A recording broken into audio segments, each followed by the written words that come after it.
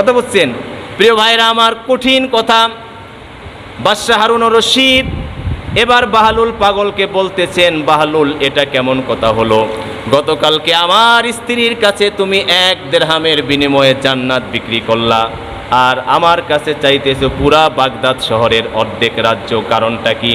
এবার বাদশাকে বাহলুল বলতেছে, বাদশাহ হারুন রশিদ, তুমি তো কালকে সব কিছু না দেখে, তোমার স্ত্রী সমস্ত কিছু না দেখে, শুধুমাত্র আল্লাহর প্রতি বিশ্বাস রেখে, শরীয়তের প্রতি বিশ্বাস রেখে 1 দিরহামের বিনিময়ে আমার কাছে জান্নাত কিনেছে।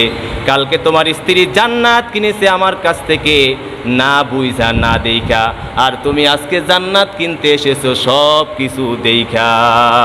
ঠিক না? কঠিন কথা না? যে তোমার স্ত্রী তো কালকে জান্নাত কিনছে না দেইখা, কিন্তু আজকে তো তুমি সব কিছু যাই না দেখে আসছো। তখন বাদশা বলতেছে, সেটা কিভাবে? তুমি কিভাবে জানো? আমি জানলাম, কারণ আল্লাহ তোমাকে, বাদশা বলতেছে বাহলুল পাগল বাদশাকে, যে আল্লাহ তোমাকে স্বপ্নে দেখাইছে, স্বপ্নে সমস্ত কিছু দেখা তারপরে আমার কাছে তুমি জান্নাত কিনতে আসছো, সুতরাং তুমি সব কিছু যাই না আসছো, এই জন্য আজকের দাম হচ্ছে এত। প্রিয় ভাইরা, বুঝাতে চাচ্ছি যে কোনো মানুষকে, যে শত গরিব হোক, তার গায়ে পোশাক পরিচ্ছদ ভালো না থাকুক, সে ছোট বংশের হোক, সে একেবারে নিম্ন ফ্যামিলির হোক, কোনো মানুষকে ব্যঙ্গ বিদ্রুপ করে, ঠাট্টা বিদ্রুপ করে, রসিকতা করে, ছোট করে কথা বলা যাবে না।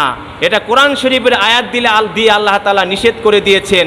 এটা করলে আপনি জানেন না যে আপনার কাছ থেকে যাকে আপনি ব্যঙ্গ বিদ্রুপ করলেন, ওই ব্যক্তিও আপনার কাছ থেকে দামি হইয়া যাইতে, আপনি তার বেশভূষা দেখে বুঝবেন না, সে হয়তো আল্লাহর দরবারে কোনো না কোনো আমল দিয়ে এমন আগায়া যাইতে পারে, আপনার থেকে সে আল্লাহর দরবারে আগানো, আপনার থেকে সে আল্লাহর দরবারে বেশি দামি হইতে পারে না। সুতরাং আমরা রসিকতা, ব্যঙ্গ বিদ্রুপ করব না। আরেকটা হচ্ছে রুক্ষ কথা বলা।